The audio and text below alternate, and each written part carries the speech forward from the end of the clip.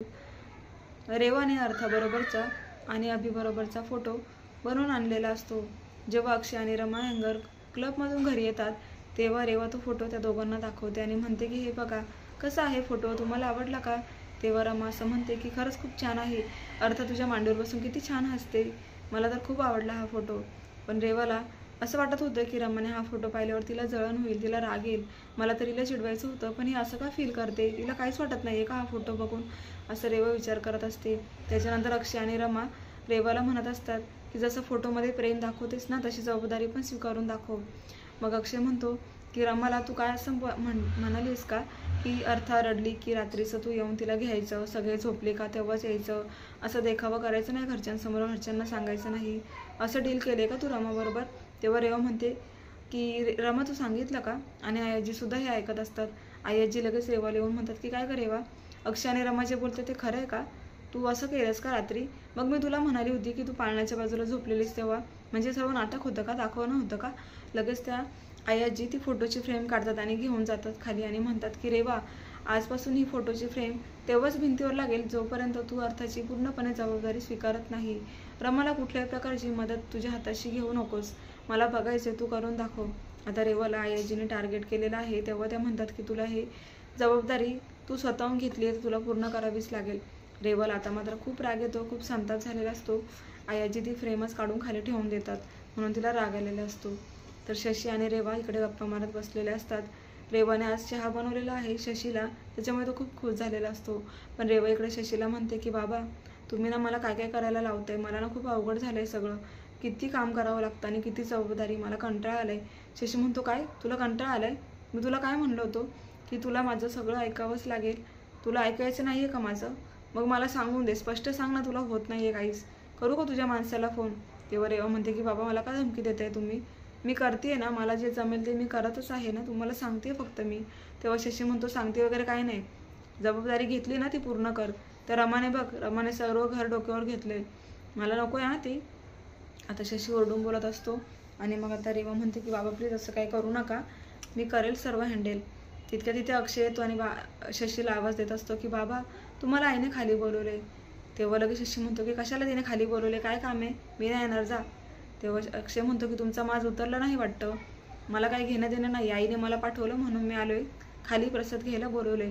शशी म्हणतो तिला निरोप दे की शशी येणार नाही म्हणून। आता अक्षयला खूप राग येतो। तेव्हा रेवा इकडे विचार करत असते की हा कसं काय आला अचानक, याने आपलं बोलणं तर नसेल ना ऐकलं बाबा। शशी म्हणतो अरे तो नावाचा अक्षय आहे, त्याने ऐकलं असतं तर लगेच खरं खोटं केलं असतं, सोड, त्याने काय ऐकलेलं नाहीये। तेव्हा अक्षय निघून जातो आणि सीमाकडे रागानेच तो म्हणतो की बाबांचा माज गेला नाहीये का आई अजून, चांगलं मी त्यांना म्हणतोय प्रसाद घ्यायला आईने बोलवले तर कसले उत्तरं देतात घाणेरडे कुठले, उडूचे उत्तरं देतात मला। मग सीमा म्हणते अरे तुझे वडील आहेत असं नको ना म्हणू अक्षय।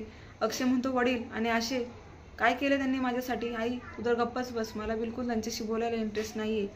तितक्यातच इथून रेवा जात असते आणि रेवा फोनवर बोलत बोलत बाहेर निघून जाते। अक्षय म्हणत असतो की आता हिला कोणाचा फोन आलाय, म्हणून अक्षयला ते ऐकायचं असतं की रेवा नक्की फोनवर काय बोलते। तेव्हा आता रेवाचं बोलणं फोनवरचं अक्षयने ऐकलेलं असतं आणि आता अक्षय म्हणतो की हिच्यावर लक्ष ठेवावंच लागेल, ही कोणाला म्हणत होती की भेटायला ये, 6 वाजता ये, हिचं काय काम आहे, ही कोणाला भेटायला जाणार आहे।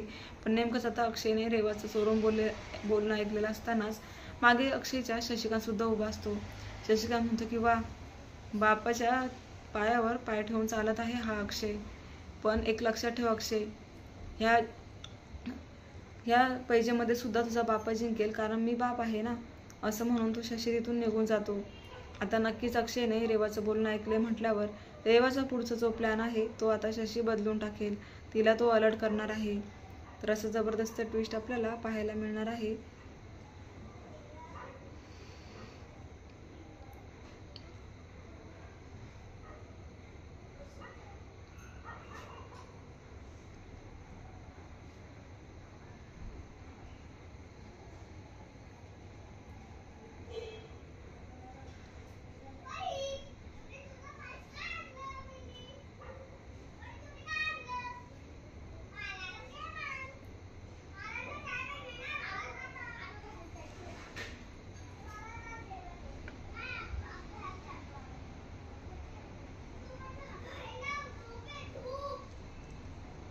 तर मग प्रेक्षकांना पुढे आता असं बघायला मिळणार आहे पुढील भागामध्ये रमा ही किचनमध्ये येत असते, पण तिथे आता अभि उभा असतो म्हणून रमाला बघायचं असतं की अभि भाऊजी नक्की इथे काय करताय, किचनमध्ये अभि भाऊजी आज कसं काय आले. म्हणून ती लांबून बघत असते. तेव्हा अभि मसाल्यांच्या डब्याजवळ काहीतरी शोधत असतो आणि रमाच्या ते लक्षात येतं. अभिने तिथून एक जायफळचा तुकडा उचललेला असतो आणि ते जायफळ घेऊन तो अर्थाच्या रूममध्ये जातो. आता रमाला आतापर्यंत त्या क्षणाला कळत नाही की अभिने नक्की इथून काय उचलले, म्हणून ती सीमाला जाऊन सांगते की हो आई, अभि भाऊजी आज किचनमध्ये होते आणि ते ना काहीतरी शोधत होते. मी खूप वेळ विचार केला की यांना काय हवं असेल मसाल्याच्या डब्याजवळ, पण मग नंतर त्यांनी काय घेऊन गेले ते दिसलंच नाही. तेव्हा सीमा बरोबर अंदाज लावते आणि म्हणते की मसाल्याच्या डब्याजवळ का. रमा नक्कीच अभिने जायफळ उचललंय. अगं लहान मुलांना जायफळ लावतात, पण मग याने जायफळ किती लावायचं काय हे याला माहिती आहे का. तेव्हा आता रमा आणि सीमा दोघीही धावतच अर्थाच्या रूममध्ये जातात. तर इकडे अभिने अख्खं जायफळ उघडलेलं असतं आणि ते उघडलेलं जायफळ तो अर्थाला देत असतो आणि हे बघून सीमा आणि रमा दोघींना धक्काच बसतो. रेवाई तिथेच असते. तर मग पुढे आता असं जबरदस्त ट्विस्ट आपल्याला पाहायला मिळणार आहे प्रेक्षकांनो. रमा लगेच म्हणते की अभि भाऊजी हे काय आहे, हे जायफळ आणि इतक्या त्याचं प्रमाण तरी माहिती आहे का तुम्हाला. अहो त्याने किती त्रास होईल त्या अर्थाला. अभि म्हणतो की तू शांत बस ना, तू का बोलतेस मध्ये, आता आम्ही घेतली आहे ना जबाबदारी, मग आमचं आम्ही बघू ना, तू कशाला आलेस मध्ये तोंड घालायला. असली भाषा वापरल्यावर रमाला राग येतो. रमा म्हणते काही असू द्या, पण अर्थाच्या बाबतीत मी इतकी हलगर्जीपणा नाही करू देणार तुम्हाला. एकतर ती रेवा आल्यापासून ती काही ना काही कारस्थानं करते, त्यात आता तुम्ही भर पाडणार आहात का. अभि म्हणतो की रमा तोंड सांभाळून बोल. सीमा म्हणते की बरोबर तर बोलते ती. आता इकडे यांचंच भांडण चालू असतं. असं जबरदस्त ट्विस्ट आलेलं आहे प्रेक्षकांनो. तर पुढे आता सीमा लिस्ट बनवत असते आणि अक्षयला ती म्हणते की अरे अक्षय, मी लिस्ट बनवते कारण अर्थ आता मोठी होत चालली आहे ना, तिला कपडे येत नाही, तेव्हा मी ह्या लिस्टमध्ये तिला काय हवं ते लिहिते. तेव्हा अक्षय म्हणतो की अगं आई, पण तू हे मला का सांगते, आता जबाबदारी अर्थाची रेवाने अभिने घेतली ना, मग हे काम अभिला सांगत नाही का तू. तेव्हा सीमा म्हणते की अरे असं काय करतोय अक्षय, असं नको म्हणू, त्यांनी जबाबदारी घेतली आहे म्हणून सगळं त्यांनीच पाहायला पाहिजे असं काही नाही आहे. आपण करत आलोय ना, मग आपण करायला पाहिजे. पण अक्षय म्हणतो की अगं आई, मला असं नाही म्हणायचं की आम्ही काय करू शकत नाही, पण मला बघायचं आहे ना, त्यांनी जबाबदारी घेतली आहे ना, मग ते कितपर्यंत पार पाडतात, कशी पार पाडतात, मलाही बघायचं आहे. त्याला करूच दे, अभिला आणि रेवाला करू द्यायचं सगळं, घेण्यापासून सर्व काही ते बघतील आता याच्या पुढे. मग सीमा म्हणते की ठीक आहे, तुझी अशी इच्छा आहे तर आपण बघूयात. म्हणून आता इथे सीमासुद्धा ती लिस्ट आता अभिला देणार आहे. इकडे रेवाचा अर्थाला सांभाळण्याची जबाबदारी घेतली, पण तिला बिलकुल अर्थामध्ये इंटरेस्ट नाही आहे. ती अर्थाला झोळी टाकून देते आणि कितीही रडवते, ना तिला झोका देत ना तिला खाऊ पिऊ घालत.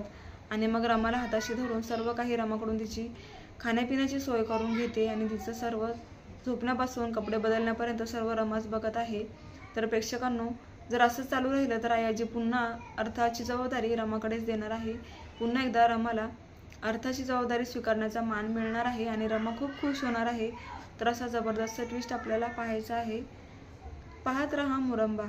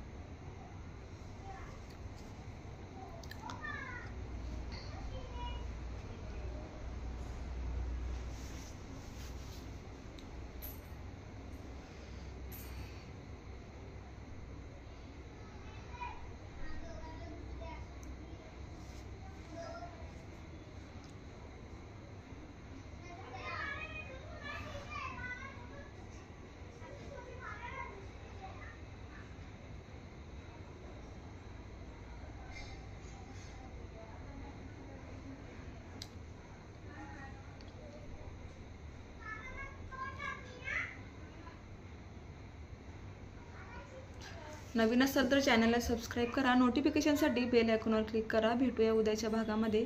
पाहत रहा मुरंबा. धन्यवाद.